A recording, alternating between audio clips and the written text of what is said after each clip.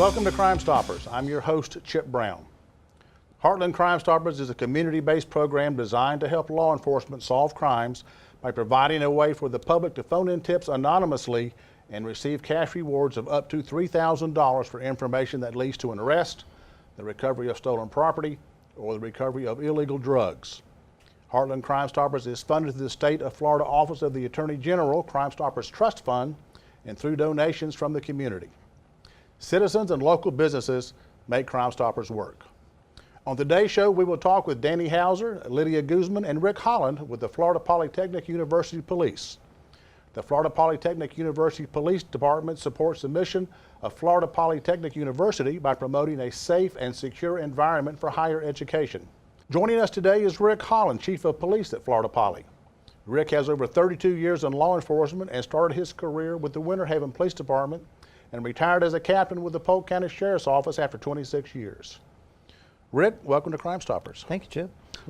So glad to have you back. It's been a couple of years since your new position, and I know we talked about it before, but you had quite an interesting story about how you got into law enforcement from being a security guard at Sears and going to school, and it was really interesting. Yeah, and actually it kind of ties you in back into when you talked to my deputy chief, Danny Hauser.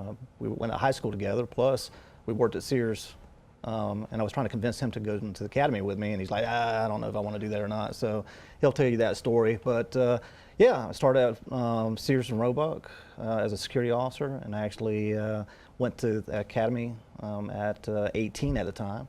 Turned 19 when I was graduating from the academy, and got picked up by Winter Haven and started my career at Winter Haven PD. Yeah. Now, I know at that time, besides working, you were also in the Police Explorer program at Winter Haven. It was kind of unique about that because I was in between ages. I was 17 when I graduated, so I was trying to figure out what I was going to do with my life. My dad was career military, so it's like I've been there, done that. Yeah, as a Navy brat running around. So I didn't really want to do that. So I actually had to become a auxiliary, not auxiliary, but a explorer, because the auxiliary program required you to be 19 to actually participate. So I'm like, why do I want to be an auxiliary if I want to be a cop? I might as well go ahead and plan my future for that and get my education. And that's what I did. I actually started my 2-year degree when I came out of high school, and then I joined the Explorer program, rode around, and was befriended by a lot of officers, and really took me under their wing and guided me into my field, and was there from the conception. And what's nice is one of my first field training officers at Winter Haven PD is one of my officers now at Florida Poly. He retired from Winter Haven Police Department after 30 years, and I got to give back to him because it's like, hey, you gave me my first start, let me give you your last start. So it's been a great marriage. Yeah, it really is neat because of the fact that you were hired, which at the unheard age as a police officer is 19 years old. Right. 1986, I started, and I worked at Winter Haven. I was very fortunate because at the time they weren't hiring 19-year-old snot-nosed kids at a high school. But I proved to them through my ride-along programs. I got my academy out of the way, so they didn't have to pay for any of that. So I showed my worth, and then they gave me the shot. And I can't thank Chief Martin at the time that actually gave me that shot. I did that for 2 years and realized that I wanted to go to a bigger organization where I could actually move up and experience some of the investigations and supervisory things. I would never have thought in a million years that I'd ever be a chief of police. My biggest ambition was being a patrol sergeant on night shift and staying away from staff. So, and lo and behold, here it is after 30 years. I was wondering, very few people have the opportunity to get in to build a brand new police department, which is what you did when you started with the university. Have you ever thought about maybe writing a book, a how-to book, a DIY book, so maybe you could sell or something? That or a free ticket to a mental health institution, because it's been a crazy ride. There's just so much. What's unique about it is, for my bachelor's degree at St. Leo, I actually had to do it on paper. So part of my last project with a group, we all had to take a piece of it and actually build a fictitious police department from the ground up. So there's been many times I've taken that book out and actually read through it and said, oh, okay, well, we need to do this and this and this. But again, coming from a big organization, we had people in place. I could call up my fleet guy and say, hey, I need a new car. I need the equipment that goes in the car. And that's why I tapped into Danny. I couldn't have done it without him. And the reason why is because he comes from a smaller agency where he was that person that, hey, look in the mirror, I was the fleet guy, I was the quartermaster, I was the recruitment, I was this. So it helped me quite a bit because I managed processes. He's actually the one that actually did those things. So it's been a great marriage with that. And I don't want to take anything away from him. He's been my brains and brawl behind the scenes, and it makes my job a lot easier because I do speaking engagements like this and other things where I couldn't have done that without his support, plugging away every day and getting us where we need to be at. Now, I know that Florida Poly just had its first graduating class, and every year those numbers have increased for student population. And as those numbers increase, that means more personnel. You've got to increase. Yes. Well, and the beauty of it is this first time in all of our police experience that we actually saw the first inaugural class. So we were there with them from the beginning when they first walked in those doors. So to actually see them come up and hug you and say thank you for being there for us, and because we're not just police officers, we're also mentors. All of my personnel have that same philosophy and same vision that to give back. We're all parents, so we get it. We're a parent away from their parents. So. Now, you were just recently named the president of the Polk County Police Chiefs Association, which most people don't really know that exists. It's not a very public organization, but it's a very important organization. Tell us about what it does and what it is. Boy, you stand on the shoulders of giants. The Polk County Police Chiefs Association has been around for quite some time. Nolan Cloud, the biggest thing that we're known for is the Nolan Cloud Foundation. Actually, we raise money to give kids, law enforcement kids, a break-in for college tuition. And that's our biggest fundraiser. We have clay shoots and stuff throughout the year. We support Toys for Tots, the Special Olympics. So it's an organization, nonprofit, that really tries to take care of the law enforcement children of cops. Yeah. Of course, the byproduct of that is, because I know that you meet monthly, but it's just so important with all the chiefs' busy schedules. You would think they talk back and forth a lot, but they're so busy, sometimes they just can't do that. Well, and you're correct. It's a great time to fellowship and find out what trends are going on around the county. Yeah, we can pick up the phone and call, but our schedules are so busy, sometimes you don't get those calls back in a timely manner. So it's a good way to actually meet and greet and see what things are going on. Also, we have special guests that come in to talk about different things. We have a new risk order that came out from Governor Scott that was signed into law.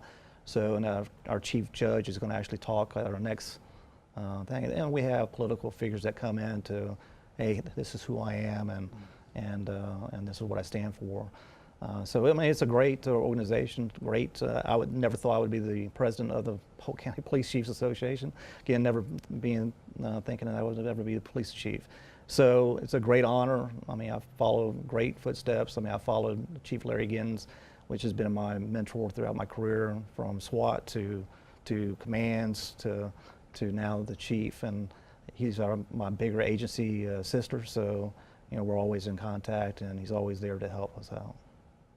Well, Chief Holland, thank you so much for coming on the show and telling us about the growth of Florida Poly University Police, and we really appreciate the work you've done, and it's such an exciting to see that in our community and such an asset for us. Well, thank you, Chip. I appreciate that.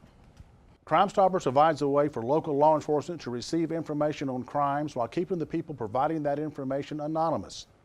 These efforts increase tips, which in turn solve more crimes and identify criminals in our community. Here's a look at some of our most recent cases. The Haines City Police Department knows how much we all love a mystery. Now here's one for you. Mr. Red 24 Jersey decides he needs a weed trimmer, but he doesn't want to buy one of his own. He wants to steal someone else's. So help us figure out who Mr. Red 24 is so we can talk to him. On May 23rd, our victim left his wallet on the CVS counter at 400 6th Street Northwest in Winter Haven. Enter this subject who has no regard for other people's property. Help us identify him. The Polk County Sheriff's Office needs your help on a hit-and-run fatality on State Route 60 in Mulberry that happened in November of 2017. It remains unsolved. The Polk County Sheriff's Office Traffic Unit is investigating a fatal hit-and-run crash that occurred around 1:30 a.m. on Sunday, November 26, 2017.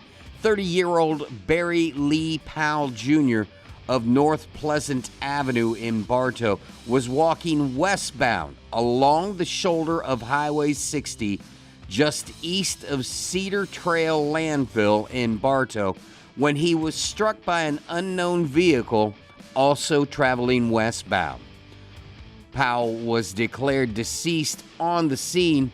Detectives are looking for an unknown make and model black vehicle that would have damage to the passenger side front headlamp assembly and front quarter panel.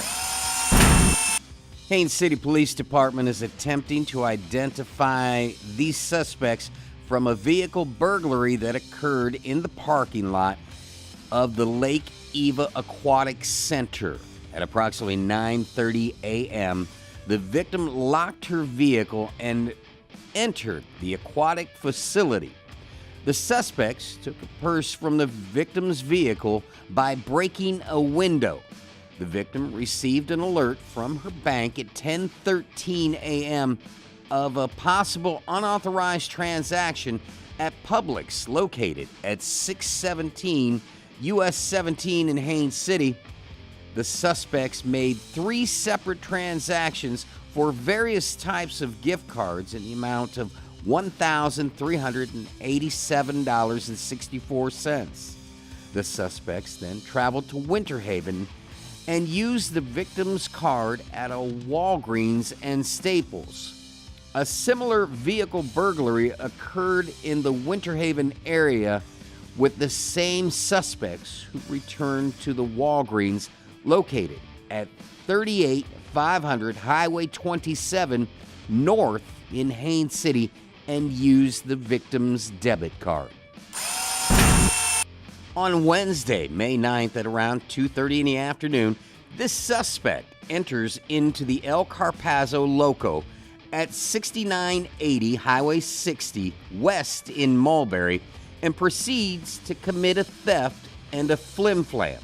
The suspect picked up a fryer from the shelf, takes it to the counter, and demands a refund. When the clerk gives him 2 $20 bills, the suspect claims he was given a $20 bill and a $1 bill and cons another $20 from the clerk. Polk County Sheriff's detectives are seeking the public's help with a retail theft which occurred April 28, 2018 at approximately 5 a.m. from the Circle K store located at 2425 Memorial Boulevard in Lakeland.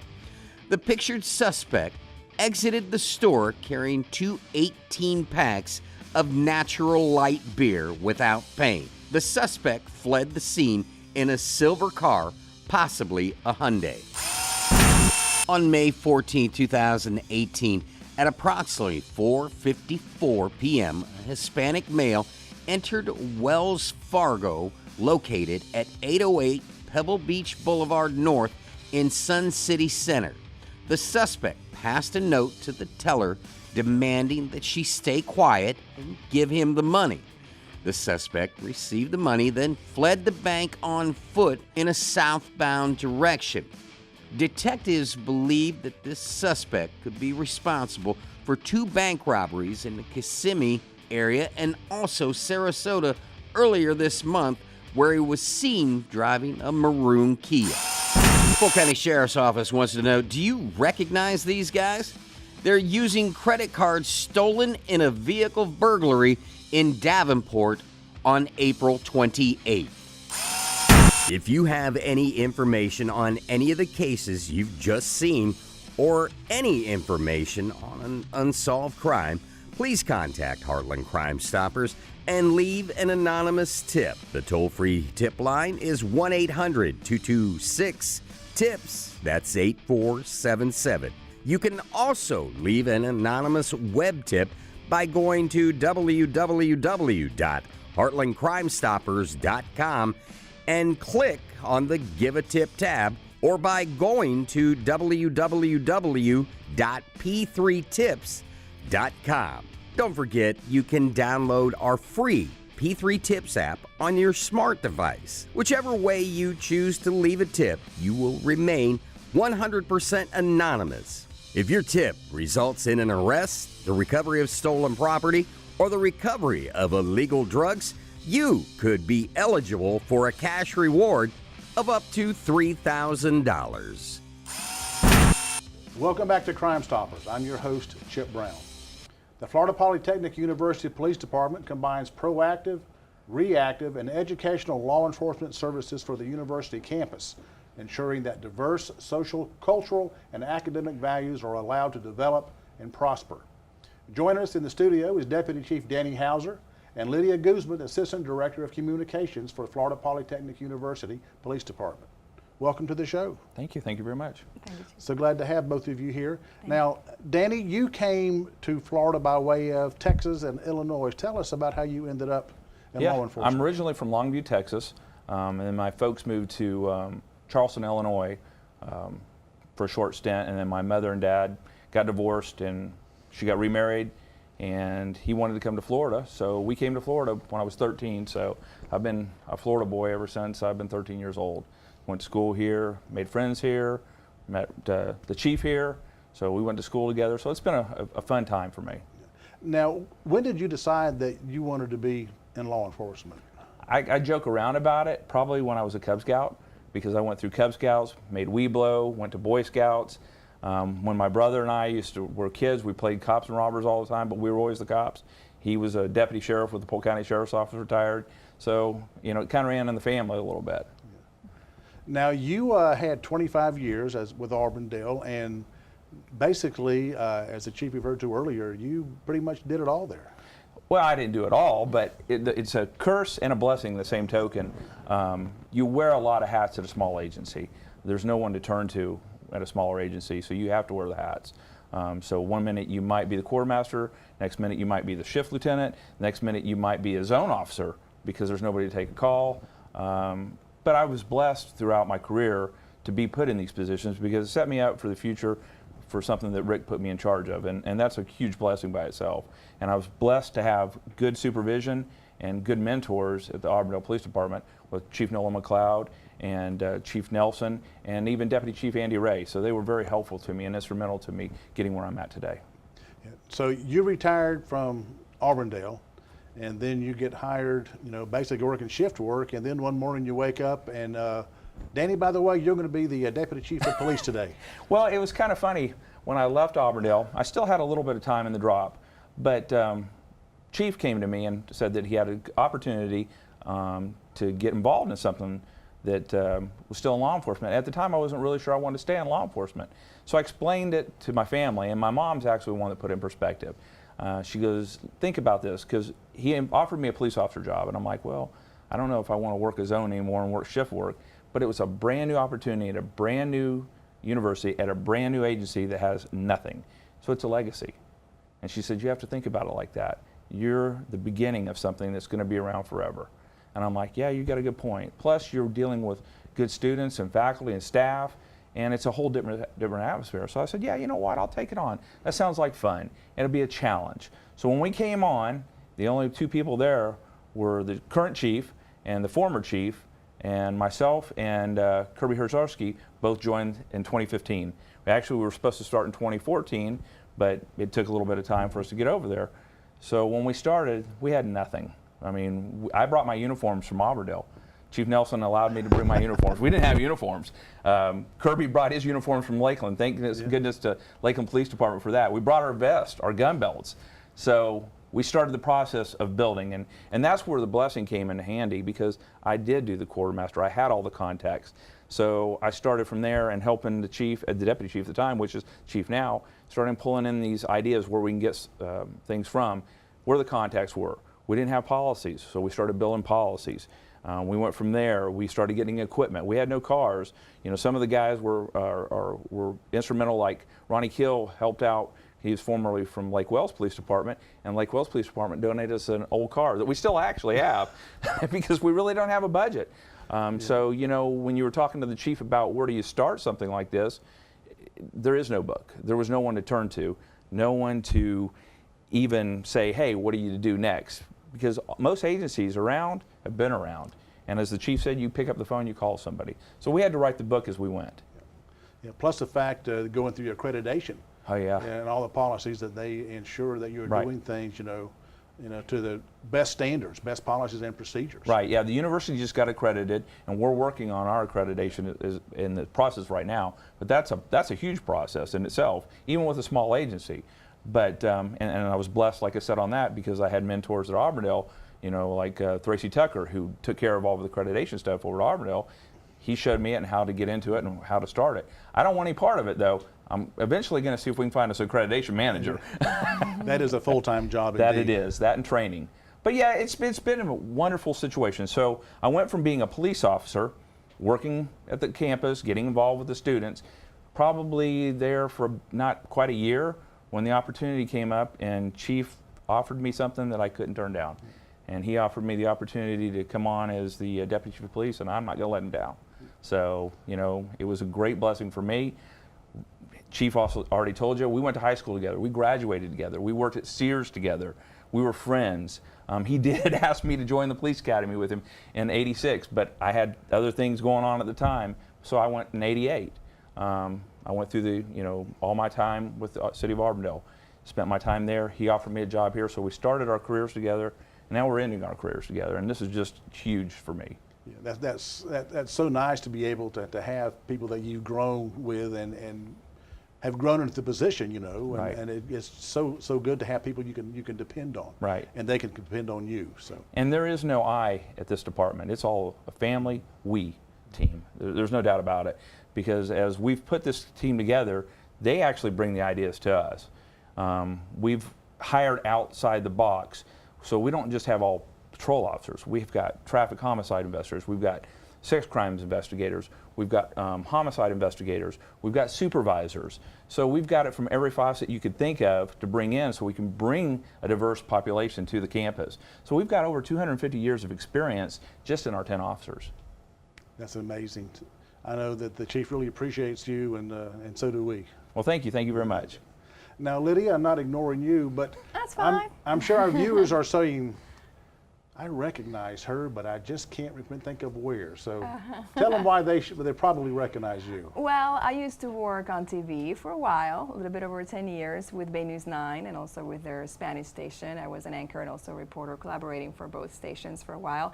And before that, I worked in the media for a newspaper. So I come from the media as a reporter and as an anchor. So maybe from Bay News 9, maybe they've seen me before. Yeah, probably so. Well, I know that this is a brand new position, and I'm just curious, how does it change from maybe investigating and reporting the news to now being the public information officer and media person for the university? That seems like a pretty big step. Yes, it is a transition. It is an adjustment, because I am used to asking the questions and I am used to wanting to know more.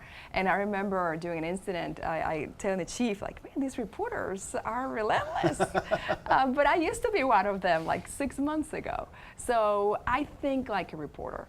When there's a situation or there's a story, I think like a reporter. So I always ask myself, well, what would I ask?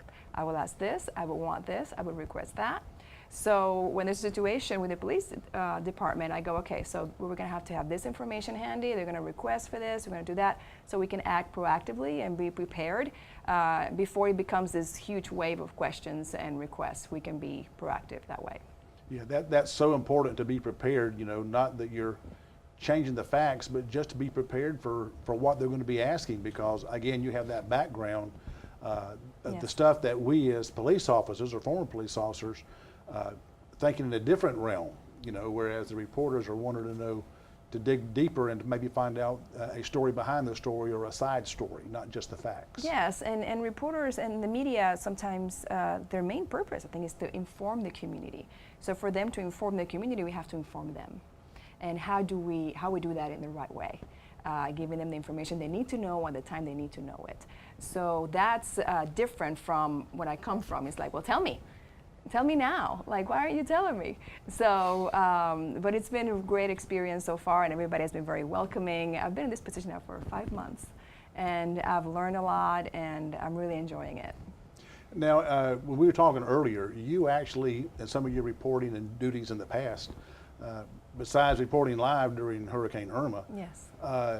You were in Boston during the Yes. Boston bombing doing reports. Yes, well, I went, it was interesting, I was there as a tourist. My brother-in-law was running the race that year, and he had just finished, and we were celebrating as a family over there in that area, in those streets, and it was a beautiful day. Everybody was just enjoying themselves. And then I just remember that first explosion, and we didn't know what it was. All I knew was the floor just shook. And everybody started screaming, and then boom, the next one. And I look back and I see this wave of people, scared, just running and yelling towards us. And we just started running. We didn't know what to do or what was happening. But then we ran to the first sidewalk I found. I grabbed my phone, and before I called my mother, I called my station. And I said, something just happened here, and you're going to get an AP wire at some point, AP meaning Associated Press wire, about something that just happened here at Boston, at the marathon, and I'll keep you posted. So I became a reporter right there and then, like that. I started taking video of all the fire trucks coming in, and then I started reporting from then on over the phone. And then later on, I was able to go live through CNN, live for both stations in Orlando and also in Tampa. It's amazing how that training, you know, much like a police officer, your training as a reporter is to report what's happening now. Yes, it's almost like an instinct. Yeah. Once I felt like, okay, I guess I'm somewhat safe, I just started, okay, this is what I do. Now I report on what just happened here. Find out what happened. What is this? What's going on? Who's safe? Who's not? So I still think that way, and I don't know if that's going to ever go away. I think that's just embedded in me right now. It will. It's again. It's you know, once you learn that as we as police officers and you as reporters, I mean, you always have that there, and it's an instinct, and it's good. It's good to have that. So thank you. Yes. Well, thank you both, Lydia and Danny, for coming on the show today. We appreciate your work, and good luck with your new position. And we're looking forward to seeing more reports from you. Maybe have you back on the show here. Thank you. Thanks, Chip. For more information on the Florida Poly University Police, you can check them out on the web at www.floridapoly.edu or look them up on Facebook under Florida Polytechnic University Police. That's going to do it for this edition of Crime Stoppers. Keep in mind, Heartland Crime Stoppers is an organization that helps law enforcement solve crimes through anonymous tips and monetary rewards. It encourages a cooperative partnership between law enforcement, the media, and the community to ensure security and enhance our quality of life here in Polk County. For more information, you can check us out on the web at heartlandcrimestoppers.com or follow us on Facebook at Heartland Crime Stoppers Florida. Until next time, keep in mind, it's a crime, and you can help make sure that they don't get away with it.